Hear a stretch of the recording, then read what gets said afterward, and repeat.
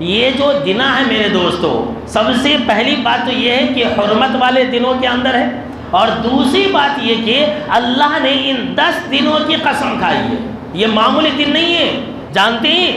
ان 10 دنوں کے بارے میں حبیب کائنات محبوب خدا صلی اللہ تعالیٰ علیہ وسلم نے کیا کہا ہے؟ سید ترغیب و ترہیب کے حوالے سے یہ حدیث میں آپ کو سنا رہا ہوں۔ حضرت جابر رضی اللہ تعالیٰ عنہ راوی حدیث سے بالکل ہی صحیح روایت ہے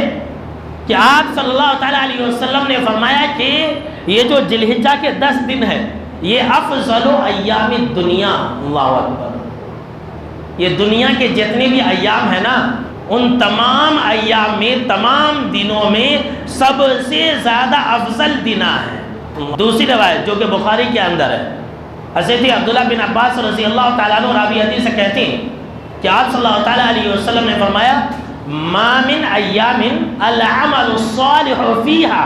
احب الی اللہ من هذه الایام، یہ جتنے بھی نیک اعمال کیے جاتے ہیں پورے سال میں، سب سے زیادہ محبوب اللہ کی نظر میں، سب سے زیادہ محبوب اور پسندیدہ اللہ کے نزدیک اگر کوئی اعمال ہے، نیک اعمال ہے، تو وہ ذی الحجہ کے 10 دنوں کے اندر کیے جانے والے اعمال ہیں۔ اللہ اکبر۔ آج جو آپ نماز پڑھیں گے اس کی بات کچھ اور ہوگی،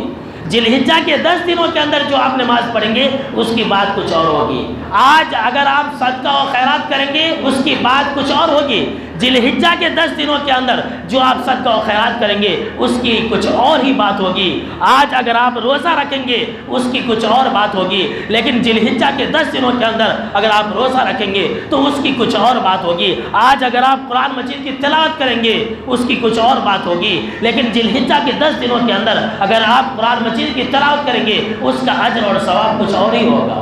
ان 10 دنوں کے اندر جو نیک اعمال کیے جائیں گے اللہ کے نزدیک اتنے زیادہ محبوب ہے، اتنے زیادہ محبوب ہے، اتنے زیادہ محبوب کوئی اور نیک اعمال نہیں ہے۔ اللہ اکبر۔ اور ہم اور آپ غفلت کے شکار ہیں، یاد بھی نہیں رہتا ہے، مسلمانوں کو یاد بھی نہیں رہتا ہے کہ سال میں اللہ نے کچھ ایسے ایام بھی رکھے ہیں کہ ہم اللہ کو راضی کر سکتے ہیں۔